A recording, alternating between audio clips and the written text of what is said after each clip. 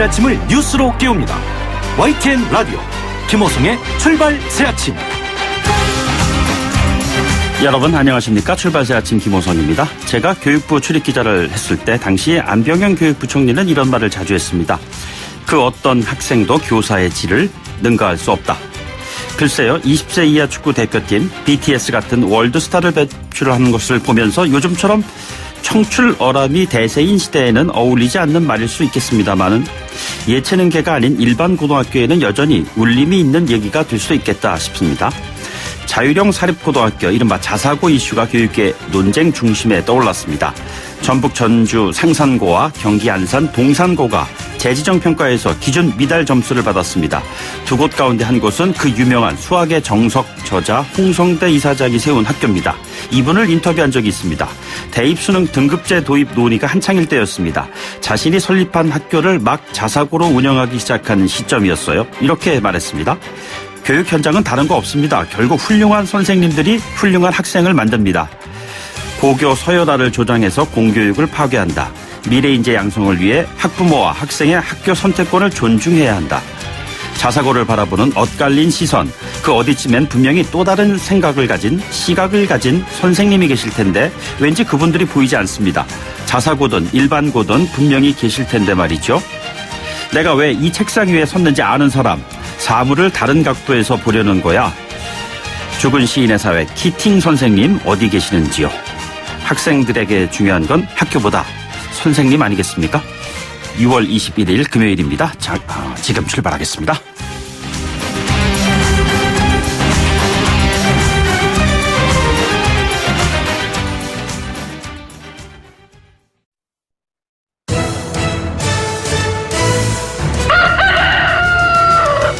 꼭이요 꼭, 출근길 꼭 알아야 할 뉴스, 이종래 꼭 뉴스.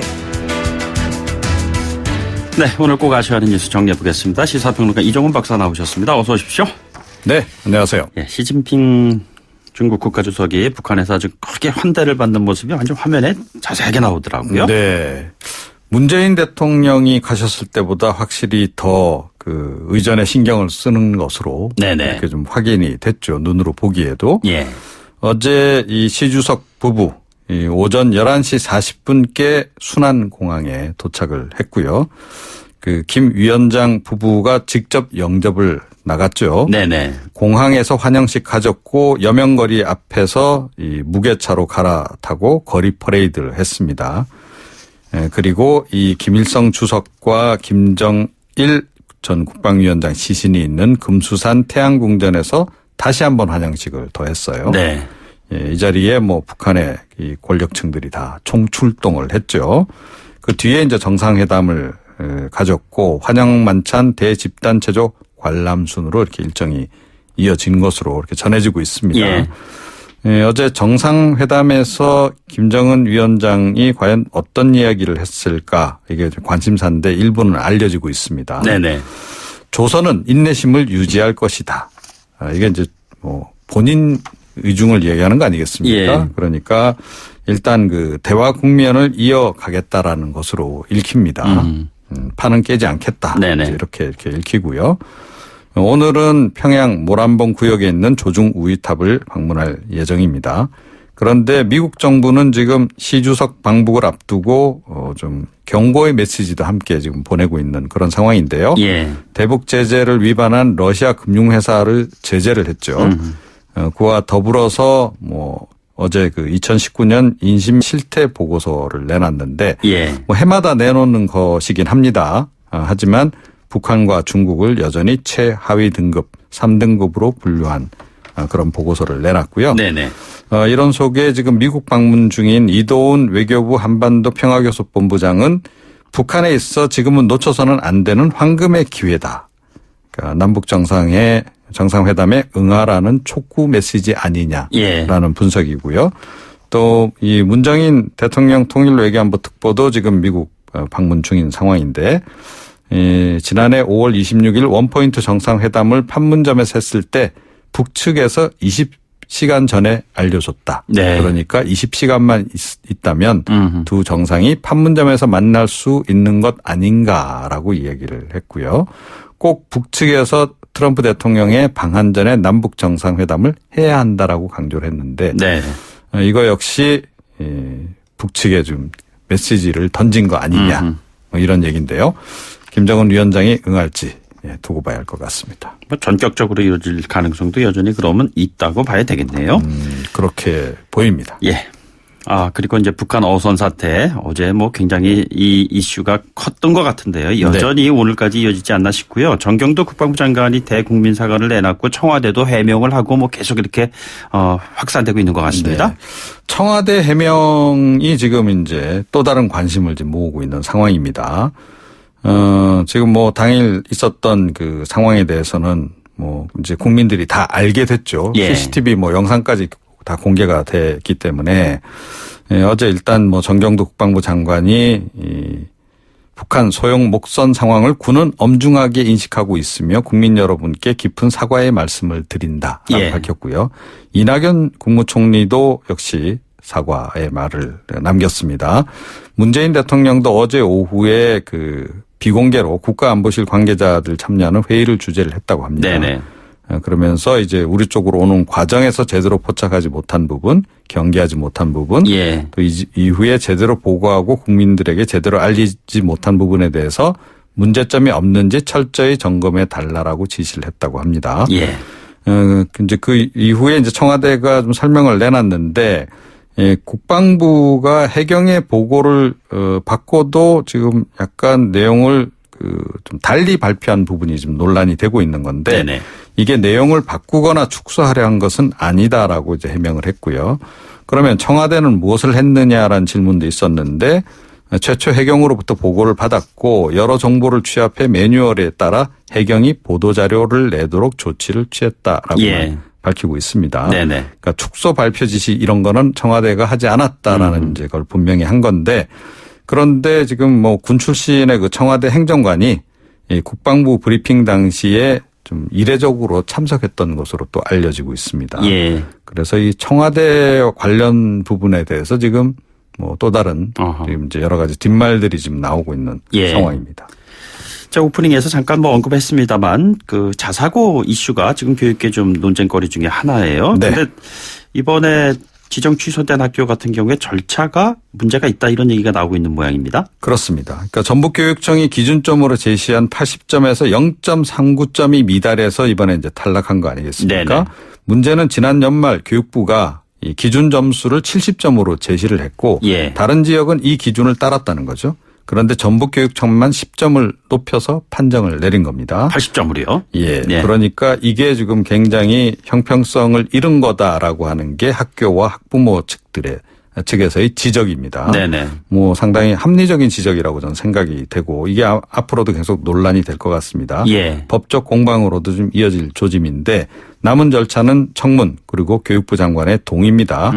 예, 교육부 장관도 만약에 동의하면 학교 측에서는 행정소송, 가처분 신청 같은 법적 조치에 들어가겠다라고 지금 이야기를 하고 있는 상황인데요. 예. 이렇게 되면 이게 또 의외로 긴 싸움이 될 수도 있겠죠. 네. 그렇군요.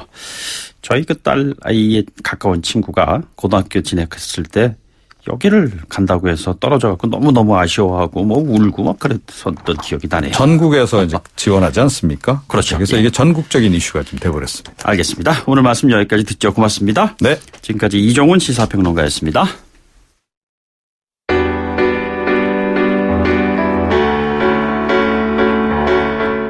김호성의 출발새 아침은 청취자 여러분과 함께 만들어갑니다. 짧은 문자 50원, 긴 문자 100원의 유료 문자 샵 0945, 우물정 0945나 YTN 라디오 어플리케이션 예스, 유튜브 보이는 라디오 채팅창을 통해 여러분의 목소리를 들려주세요. 출근길 오전 7시 15분부터 9시까지 김호성의 출발 새 아침입니다.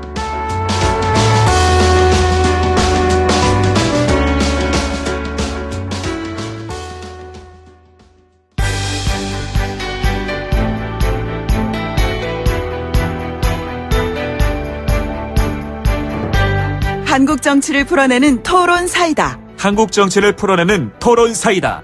YTN FM 출발 새 아침. 여의도 중계석.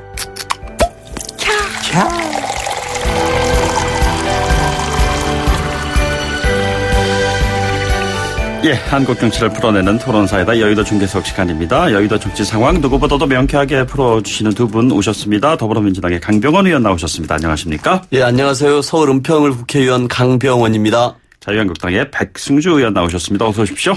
예, 경상북도 구미의 자유한국당 백승주 의원입니다.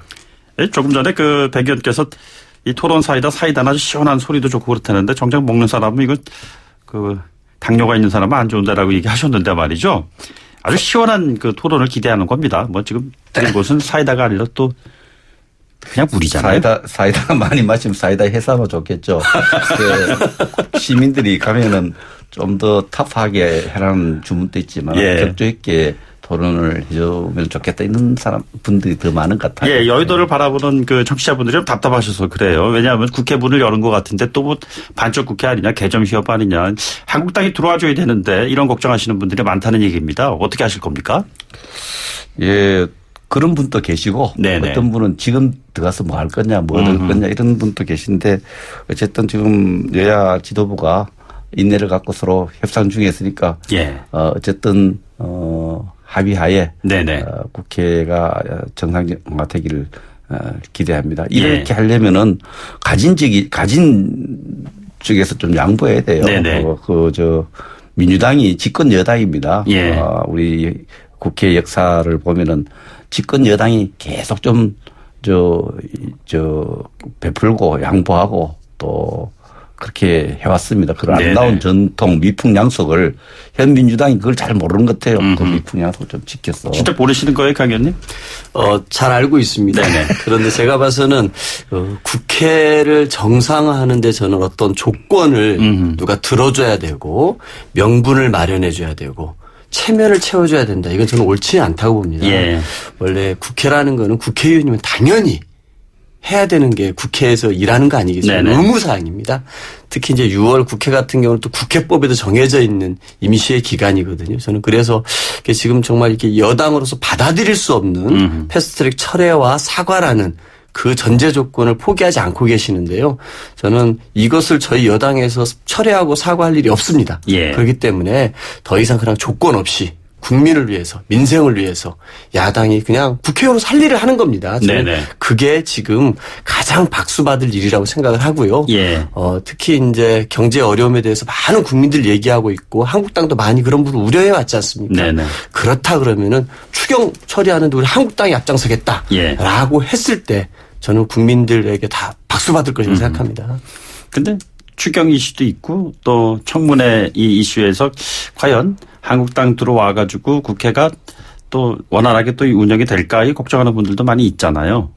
근데 경제 청문회 관련해서는 저는 조금 우리 민주당 입장을 진짜 납득하기 힘들어요. 네네. 추경이 경제가 어려워서 추경을 한다 그러는데 경제가 왜 어려운지를 종합 진단 한번 해보자는 거거든요. 예. 자꾸 이것을 경제 실패, 경제 실정이 낙인 찍히 할까 하는 두려움, 예민한 반응을 보이는데 종합 검진 받고 치료하자는 거 아닙니까?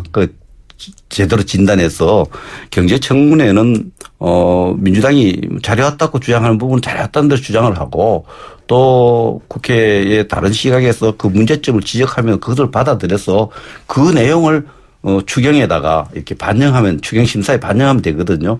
경제청문회만큼은 이건 당리당략을 떠나서 정말 다른 데 보면 경제가 어렵다는 분들 많지 않습니까? 정부 스스로 어렵다 그러고 지금 성장 목표가 지금 2.0으로 내려가고 있는 이런 상황인데 네네. 여야 국회 지도자들이 국회의원들이 종합 청문회 한번 하자는데 이것을 거절할 명분은 저는 없다고 봅니다. 그래서 그 부분에 대해서는 좀 전향적으로 발상의 전환을 해서 예.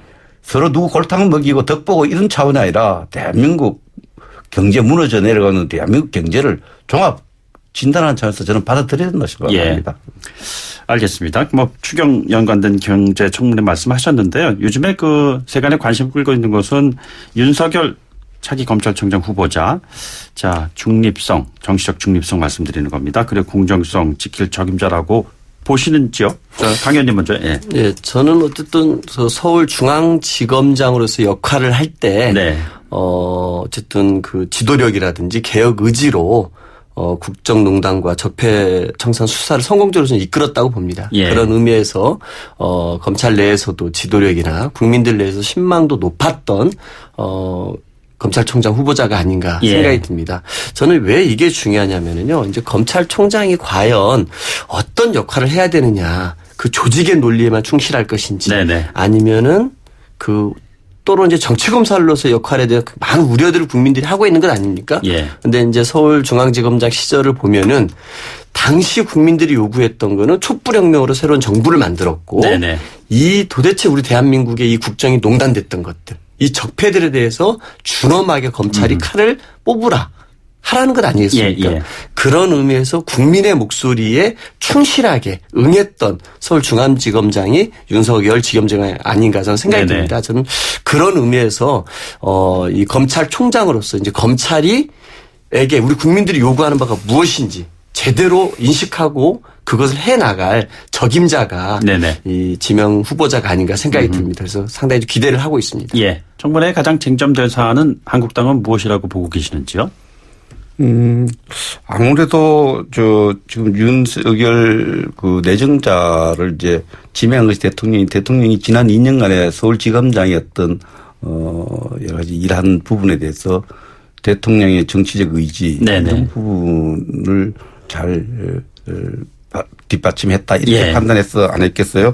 이런 부분을 다르게 생각하면 민주당에서는 뭐 그 능력이 출중하다 이렇게 이야기를 할 수 있지만 한국당 우리 당의 동료 의원들이라든지 많은 재평을 보면은 하명 수사 예. 이런 또 적폐 수사를 해서 정권에 굉장히 충직하게 봉사했다 이런 네네. 평가가 있는 것 같습니다. 그래서 이분이 사람이 충성하지 않는다, 뭐 정권에 어떤 편든다면 정치 깡패 아니냐 스스로 이렇게 이야기한 적도 있더라고요. 예, 예.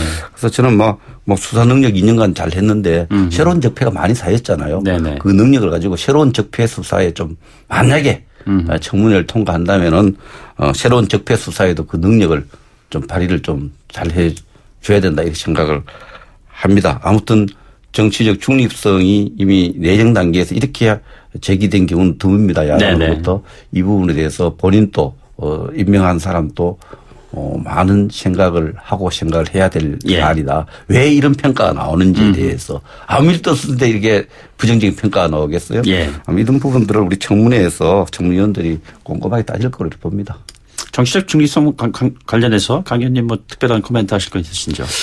저는 이제 아까 이제 국민의 목소리를 충실하게 대변한 서울중앙지검장으로서 역할을 했고 검찰총장으로서 또 어떻게 네네. 국민의 목소리에 충실해서 할 것이냐 정권이 아니라 지금 우리 국민들 같은 경우에는 그 공수처 설치에 대해서 간절한 예, 예. 목소리를 내고 있고 국민들의 뭐 70~80%가 이 부분에 찬성하고 있지 않습니까? 근데 지금 이제 문무일총장 같은 경우 이런 부분들에서 어찌 보면은 입법부에 대해서도 반기를 들었던 것이거든요. 네네. 입법부가 논의를 해서 했던 것인데 이걸 존중하기보다는 오히려 입법부 논의에 대해서 경솔하게 좀 행동한 측면이 있었습니다. 그래서 이제 윤석열 검찰총장 후보자가 청문회에서 이런 부분들에 관해서 좀 소상히 밝혀야 된다라고 생각합니다. 그래서 우리 국민들의 목소리에 충실하게 응할 수 있는 검찰 스스로 개혁할 수 있고 검찰 내에서도 스스로 자신들의 권력의 일부를 떼서 국민들에게 줄 수 있는 그런 과감한 검찰 개혁의 수장이 되기를 좀 기대해 봅니다. 근데 이 부분은 굉장히 위험한 논리예요. 검찰총장이 여론조사가 공수처 설치가 70~80% 국민의 적극적으로 의지를 표시하라는 것은 검찰총장이 여론에 따라서 자기 입장을 저하는 것과 똑같아요. 저는 검찰총장은 이 부분에 손을 떼야 된다 생각합니다. 공수처 설치와 관련해서 네네. 이거 입법권이잖아요. 입법권에 대해서 어떤 정부의 대통령 선거 공약을 네네. 따라해야 되겠다.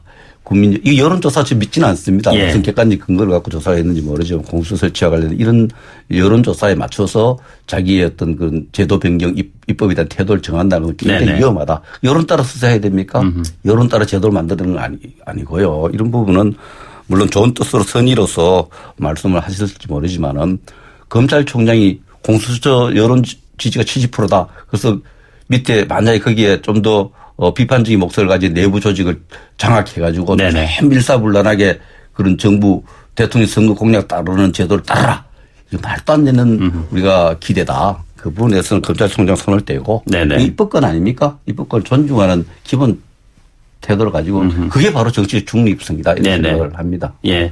법을 기반으로 하는 어떤 실천 과정이 여론에 흔들려서는 안 된다, 뭐 이런 말씀이신 것 같은데 이슈를 좀 바꿔가지고요. 자유한국당 한교안 대표 발언이 좀 논란을 빚고 있어요. 아시겠지만 그 외국인 근로자에 대한 인종차별적 발언이다라는 지적을 받고 있는 이 부분인데 민주당 입장은 어떻게 좀 정리가 됐습니까?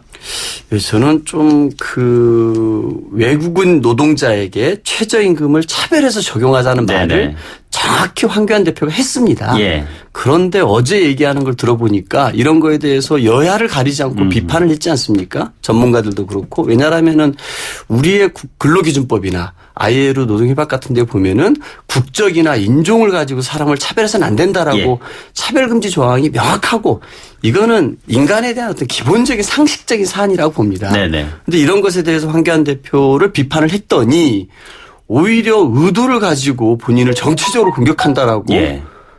전혀 다른 공격을 하고 있습니다. 네네. 그래서 이렇게 오리발도 이런 너무 큰 오리발이다라는 생각이 드는데요. 이제는 자유한국당 내에서 망언이 나오고 막말이 나왔습니다. 이런 막말들에 대해서 여야 모두 국민들이 질타를 하니까 뭐 막말과 비판을 구별하지 못하냐 그러면서 오히려 이런 막말을 부추기고 예. 챙겨주는 듯한 인상도 있었거든요. 이제는 이제 막 생각이 나오고 있다 생각이 듭니다. 막 정말 생각 나오는 대로 던지는 거예요. 이건 저는 굉장히 끔찍한 겁니다. 인간이 기본적으로 또 법을 존중하셨던 전문가 아니십니까? 근데 어떻게 외국인이라 할지라도 정말 어떻게 공정하게 법의 잣대에서 인권을 보호하고 차별하는 것을 막을 생각을 해야 되는데 외국인 노동자라고 임금을 차별하자. 이거는 정말 저는 보편적인 상식에서 나올 수 없는 주장이라고 봅니다. 대변인. 이 부분은요. 제가 민생 대장정 기간에 구미를 방문해서 예, 농가에서 유숙할 때 네네. 저하고 대화를 좀 나눴던 부분이에요. 저는 의미 있는 문제 제기라고 생각하고요. 예. 울림이 있고 이렇게 민주당에서 또 정치권에서 이 문제를 이렇게 울림이 있어서 토론하는 것 자체가 굉장히 좋다고 생각합니다. 네네. 언젠가 저도 이 법안을 한번 준비해 본 적이 있어요. 예. 해보니까 대법원 판례에 의해서 이게 이제 가는 것이 조금 어려운 부분이 있는데, 그때 농가에서 말씀을 나눌 때도 이 농촌까지도 지금 최저임금이 굉장히 타격을 주고 있습니다. 우리 농가에 대규모 소라든지 돼지 키우는 사람 외국인 노동자를 거의 다 씁니다. 네네. 외국인 노동자 최저임금 하니까 너무 올라가니까 도저히 힘들다는 얘기를 많이 해요. 예. 그 이야기도 제가 전달을 드렸고, 그래서 이 최저임금제 외국인 적용 문제는 우리가 중소기업과 농촌경제의 어떤 경쟁력 유지 차원에서 예. 이 보면은 거기 외국인 노동자는 알파가 들어요. 최저임금을 주고 또 숙소를 제공해야 네네. 돼요. 숙소 제공하는 비용이 드니까 이런 부분들을 좀 했더라도 우리 국내 어떤 중소기업이나 농업 또 취약한 자영 기업인들에 대해서 이 지속적으로 문제 제기됩니다. 네네. 외국의 어떤 사례도 따져봐야 되고 특히 또 세금을 내는 외국인하고 세금을 안 내는 외국인하고는 뭔가 좀 달라야 되고 또 최저임금 산입하는 범위에서 기숙사, 숙소 비용 이런 부분을 따져서 국내 경제를 걱정하는 차원에서 제기된 거지. 이게 뭐 인종차별로 이래 거대 담론을 꺼서 비판하기 위해서 인종차별이다 이렇게 봐서는 안 되고요. 네네. 한국 경제 자영업 농촌에 이게 축산업하고 이런 분들 외국인 노동자를 많이 고용하는 사람들이 애로사항을 들어오니까 그 애로사항 해결하는 차원에서 국민 경제를 걱정하는 차원에서 제기된 문제고 또 토론하다가 방향이 잡혀진다 가는 거 아닙니까? 예. 이 토론 자체에 제기한 것을 막 생각하고 이렇게 이야기하면 근데 저는 이 부분에서 의미 있는 문제 제기고 여기에 최저임금 산입하는데 어떤 부분을 넣고 빼고 하는 문제도 거론해야 되고 외국 입법 사례 따지는데 제가 국회 입법 사무처에다가 이걸 조사를 해보니까 네네. 그게 우리 대법원 판례에서 여기 조금 이런 입법이 좀 제한된다는 이야기가 네네. 있었는데 그러나 이거는 좋은 문제 제기라 생각해요. 이 외국인 노동자를 많이 쓰는 얘기 들어보면 이거 상당히 네. 한번 지혜롭게 다뤄볼 문제지 피해갈 문제가 아니라 차별이 아니라 뭐 배려, 고려 이런 차원에 말씀하시는데 뭐 세금 내지 않고 경제에 도움이 되지 않고 이런 워딩이 분명히 있었거든요. 있었습니다. 예. 아니 외국에 가면은 우리가 어느 주립대학이가 미국의 주립대학을 가면 그 주에 교육시를 내는 사람들은 등록금이 굉장히 삽니다. 예. 세금을 내지 않은 다른 주라든지 외국인이 가면 등록금을 많이 내야 되는 네. 제도가 있어요. 그래서 어쨌든 이 문제는 저도 이 문제에 대해서 고민을 우리 구미에 외국인 노동자가 좀 많아요. 네네. 그분들이 하도 이야기를 해서 제가 입법을 검토해 본 적도 있어요. 그러나 이 문제 제기 자체를 인종차별이라는 이 거대 담론을 끌어들여갖고 인종차별주의자로 몰려가는 것은 한교안 대표 흠집 내기 이상 뛰어다니요. 강의원님 짧은 반론 듣고 1부 마치도록 하죠. 예. 일단은 그 외국인 근로자가 한 55만 명 정도 예. 작년에 활동을 한 걸로 알고 있고요. 그중 그들이 세금을 납부한 게 한 7,700억 정도인 걸로 네네. 알고 있습니다. 그리고 숙식비 같은 경우는 월급에서 공제를 하면 되는 문제입니다. 그렇기 때문에 몇 가지 팩트가 틀린 부분들은 제가 말씀을 좀 드리고 싶고요. 황교안 대표가 명확히 얘기를 했습니다. 외국인 노동자에 대해서 최저임금을 차별해서 적용하자고 얘기를 했습니다. 그들은 세금도 안 낸다라는 가짜 뉴스도 인용을 하면서요. 저는 그런 부분에서 황 대표가 기본적으로 정말 경제도 제대로 모른다는 생각이 들고요. 최저임금이 그렇게 우려가 되면은 네네. 보완 입법에 나서야 됩니다. 그러니까 예. 한국당은 국회에서 최저임금을 보완할 수 있는 입법에 대해서 줄줄이 브레이크를 걸어왔습니다. 예를 들어서요. 상가 임대차 보호법, 계약갱신 청구권을 5년을 10년으로 늘리자 그랬을 때 이거 끝까지 법사에서 막고 틀어막았던 게 한국당이었습니다. 네네. 가맹사업법, 유통산업발전법, 대리점법 등 가불관계를 공정하게 만들어서 최저임금으로부터 고통받는 을들을 예. 권리를 키워줄 수 있는 법들에 대해서 논의조차 안 하고 있는 게 한국당입니다. 문제의 알겠습니다. 초점을 잘못 잡은 것입니다. 그게요. 예. 여기 하나 짧게 말씀드리면은 민생 대장정을 하면서 주민들 얘기를 많이 들었습니다. 예. 그럴 때 한 170개 정도를 들은 내용을 다 우리 상임위에 별내갖고 반영하려고 하는데 마침 구미에 농가에 유숙할 때 이 문제가 농민들로부터 제가 들어서 네네. 서로가 의논을 했던 부분이 농민들이 특히 돼지 키우고 소 키우는 사람들이 너무 힘들다 그래요. 예. 이 최저임금 인상 때 외국인 노동자 때문에. 그래서 그런 부분을 의논했던 부분을 한번 국회에서 제도권 안에서 한번 다루자는 얘기를 예. 대한민국 경제를 걱정한 목소리를 자꾸 인종차별이라고 하면은 이건 너무 나간 거죠. 알겠습니다. 자, 1부 일단 마치고요. 2부에 돌아오죠. 뉴스를 만들어내는 뉴스, 이슈를 끌고 가는 이슈. 아침을 여는 정통 아침 시사. YTN 라디오 김호성의 출발 새아침. 예, YTN 뉴스 FM 김호성의 출발 새 아침, 더불어민주당의 강병원 의원, 자유한국당의 백승주 의원 두 분과 함께하고 있습니다. 자, 2부의 주제는요. 정말 아주 핫한 뉴스예요. 북한 선박, 군 경계에 구멍 뚫렸다. 뭐 이런 얘기가 어제부터 아주 세게 나오고 있는 것 같습니다. 자유한국당의 백승주 의원께서는 뭐 국방 쪽에 많은 그 경험도 있으시고 북한 쪽에 관련된 정보도 많으신 걸로 알고 있는데요. 이번에 해상판 노크 기순, 뭐 대기 기순이라고 하는데요. 어떤 문제가 있다고 보시는지요? 첫째 누가 뭐래도 우리 우리 부두에 배를 댈 때까지 군과 경찰이 몰랐다는 건 경계작전의 실패고 여기 대해서는 막 입이 10개라도 할 말이 없다. 네네. 민주당 국방위원장 안기백 위원장의 말입니다. 입이 예. 10개라도 할 말이 없고. 둘째 문제는 경계작전에 실패하고도 대수롭지 않게 생각하는 거. 초기 반응에서 네네. 굉장히 심각한 문제라고 생각을 합니다.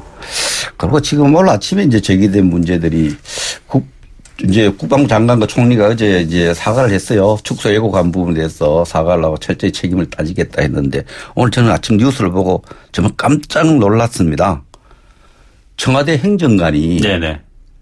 국방부 기자실에 17일 합참이 발표할 때 있었다는 예. 문제를 제기했는데 이게 사실이 참 심각하고요. 제가 31개월 국방부 차관을 했습니다. 31개월 국방부 차관을 했는데 청와대 행정관이 국방부 기자실 온 건 처음 네네. 본 적이 없어요.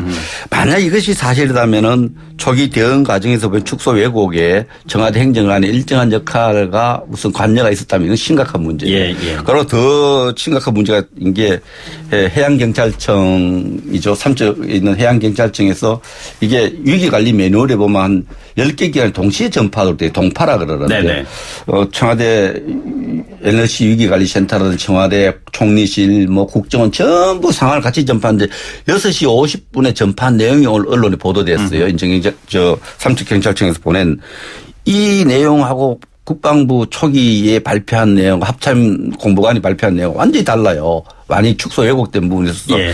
야 이거는 정부 차원에서 이렇게 초기 대응이 축소 왜곡이 나왔다면은 국방부가 참 축소 왜곡인데 국방부의 책임을 우리가 물었는데 이게 국방부와 관련 기관 범정부 차원에서 축소 왜곡이 진행되었다 의혹이 제기되기 충분하고 예. 만약 이렇다면 정부의 신뢰에 상당한 문제가 생기지 않겠느냐 네네. 생각을 합니다. 예. 이 부분은 이제 정말 행정관이 있었는지도 따져봐야 되고요. 네네. 왜 있었는지도 제가 이제 들어가서 따져보고 정부가 여기에 적절하고 합당한 해명을 하지 않으면은 심각한 문제라 이렇게 생각을 합니다. 민주당 입장은 지금 어떻습니까? 저는 어쨌든 이 국방부 장관이 이런 경계 실패에 대해서 좀 뒤늦게 대국민 사과한 것에서는 되게 좀 안타깝게 생각합니다. 이거 그러면 안 되는 거거든요. 네네. 어쨌든 우리 국민들이 우려하지 않습니까? 좀 그런 부분들에 대해서 장관이 신속하게 나서서 네네. 철저하게 좀 조사도 하겠고 어쨌든 국민들께 우려를 끼쳐드린 것에서는 사과했던 게 맞다고 봅니다. 예. 물론 이낙연 총리께서 먼저 사과하시고 어제 국방부 장관도 사과를 했고 대통령께서도 제대로 포착하거나 경계하지 못한 부분 그 후 제대로 보고하고 국민께 제대로 알리지 못한 부분에 대해서 문제점이 없는지 철저하게 점검하라 라고 말씀하셨는데요. 저는 이 기회에 우리 국방부가 제대로 한번 이거 살펴봐야 됩니다. 그리고 좀 요구할 건 요구하세요. 예. 무엇이 뭐가 구멍이 나 있어서 그 10m짜리 목선이 며칠에 걸쳐서 우리 들어왔고 삼척항에 들어왔는데도 제대로 이런 것들을 파악하는데 한참 걸렸는지에 대해서 철저하게 저는 봐야 되고요. 네네. 이 기회에서는 정말 전문가들에게 저는 들어야 될 일이 많을 것 같아요. 예. 그 배에 어쨌든 GPS도 있었고 엔진도 있었다는 것 아닙니까? 예. 그리고 이 항구에 들어왔는데도 주민들하고도 한 3, 40분 정도는 예. 이렇게 서로 대화를 맞습니다. 나눴나 봐요. 그러니까 우리 주민들도 북한 사람이 목선 타고 와가지고 4명이 왔는데도 신고할 생각을 안 하고 거기에서 이것저것 물어보고 대화를 한 3, 40분을 했다라는 거예요. 예, 예. 그만큼 이제 그분들이 무기를 들고 있었다거나 이런 부분들은 아니었겠죠. 그러니까 이제 그런 분위기까지 됐을 것 같은데 어쨌든 경계에 실패한 겁니다. 네네. 저는 그런 부분에 관해서 국방부 스스로 어떤 부분이 잘못됐고 예. 그리고 또 이런 것들을 왜 우리 국민들에게 제대로 신속하게 알리지 못했고 사과하지 못했는지 예. 철저하게 저는 좀 규명할 필요가 있다고 생각합니다. 알겠습니다. 백 의원님, 9.19 작년에 합의를 했던 남북군사 합의, 결국에 NLL 이 지역이 평화지역으로 되면서 그 평화지역으로 된 그 기간 안에 또 다른 위기감이 조성된 상황이 펼쳐졌어요. 참 아이러니인데 말이죠. 이거 합의 폐기해야 된다 이런 주장까지 나오고 있는 것 같은데 어떻게 보시죠? 저는 이번 사건이 아니어도 남북군사 합의서에 대한민국의 큰 군사훈련 라든지 이런 부분까지 북한과 의논하도록 하는 이런 네네. 내용들은 군사력 증강 이런 부분까지 의논하도록 부분은 우리 국방 주권을 침해한 것이기 때문에 폐기돼야 되는 입장을 일관되게 갖고 예. 있는데 이번에 사실 이 문제하고 직간접적으로 이렇게 또 연결되는데 제가 이렇게 봤을 때는 이 해상 경계 작전이 실패한 거 아닙니까? 네네. 실패의 원인이 자꾸 파도가 어떻다, 또 태양에 비치는 빛이 태양이 어떻다, 이런 얘기 계속 하는데 장비가 부실하고 이런 이야기 하는데 사실은 물 밑에 들어오는 적의 침투하는 선박도리가 또 잠수정도 찾아내야 되는 게 그 입장 아닙니까? 그래서 지금 정리해 주셔야 될 것 같은데. 전체적으로 장병들이 경계태세, 임무태세에 무장 해제됐다. 예. 낸시 펠로시 미국 하원 의장이 북한은 비핵화는 안 하고 예. 대한민국이 마무리해 비무장화를 했다는데 이런 문제를 봤을 때 남북군사 합의는 좀 폐기를 검토할 때가 되었다. 알겠습니다. 강 의원님 30초 드리겠습니다. 예, 제가 봐서는 이 경계 실패 문제를 가지고서 지금 남북 간의 평화를 만들어가고 있는 이 전체 문제로 확산시켜서 이 부분까지 이렇게 뭔가 문제를 확대해 가지고 네네. 그 남북 간의 이런 노력을 평화를 정착시키려는 노력을 방해하는 것은 옳지 않다고 봅니다. 예. 이 부분들에 철저하게 진상조사해서 어떻게 하면 경계태세를 완벽하게 할 것인지 네. 이 문제를 보는 것을 맞지 이것을 남북 간의 평화 무드를 깨려고 하거나 국정 전반에 대한 불신을 의도하려고까지 넘어가는 것은 과도한 정쟁이다. 오히려 역풍을 맞을 것이라고 생각합니다. 알겠습니다. 자, 오늘은 더불어민주당 강병원 의원, 자유한국당 백승준 의원 두 분과 함께 했습니다. 두 분 고맙습니다. 감사합니다. 감사합니다.